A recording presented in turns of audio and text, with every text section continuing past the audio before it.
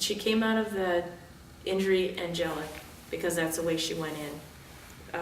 We noticed the girls who were teenagers that were in at the same time she was for other brain injuries were very emotional, would cry in the middle of the night. It was very difficult for me to listen to that, thinking, is that what she's going to do 3 years from now or 4 years? Is she going to turn into that age level, and is she going to be that emotional? That never occurred, thank goodness. I would find it hard. Let's talk about some of the frontal lobe issues and emotional issues.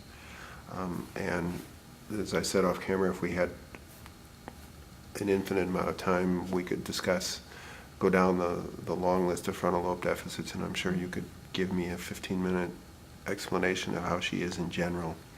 But what would you say and you understand what I mean when I say frontal lobe deficits, and not necessarily everybody who's listening will, but so you tell me what it is you see about her that shows frontal lobe dysfunction or executive functioning problems. The executive functioning problem she has is processing. The reason why she needs help in the math area is because there's a process to math.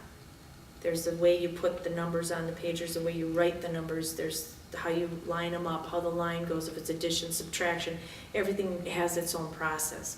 Same thing with writing.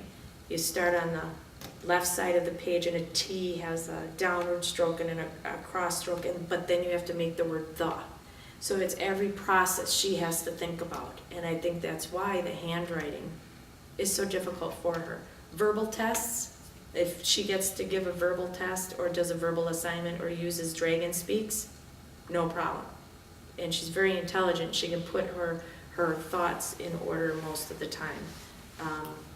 Getting ready and monitoring her own daily activities is difficult. I'll go tell Nancy to go get dressed and okay, and she'll go in there even if her clothes are laid out, but it will take an infinite amount of time. It could take all day if I don't interrupt her. But if you tell her what to put on, it's a quick process. It's not so much what to put on, it's okay, let's get ready. Are you ready yet? Just reminding her what she's doing. And it's not because she's forgotten, it's because her attention has been taken away to, oh, look at, I forgot about that magazine, and let's sit down and read this magazine. There's no flow, there's no concept of time. Right, time is toast, I tell her. What about other people's time? Meaning? I mean, does she have any sort of sense that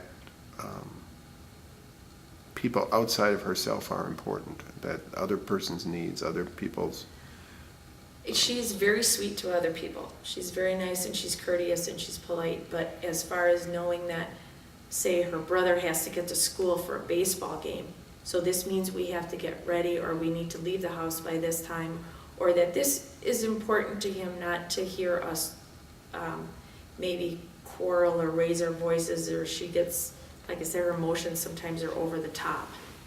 They're always like that far above what everybody else's would be. And so, just understanding that other people around her don't necessarily understand what she's going through, including even her own brother. And to hear that all the time. You're making a mountain out of a molehill. And she doesn't understand that. We were talking just the other day about something she was wearing. My son Dominic is a clothes critic. He knows what the girls are wearing, and he's 16, so now he's paying more attention to it. He said, "You're not going to wear that."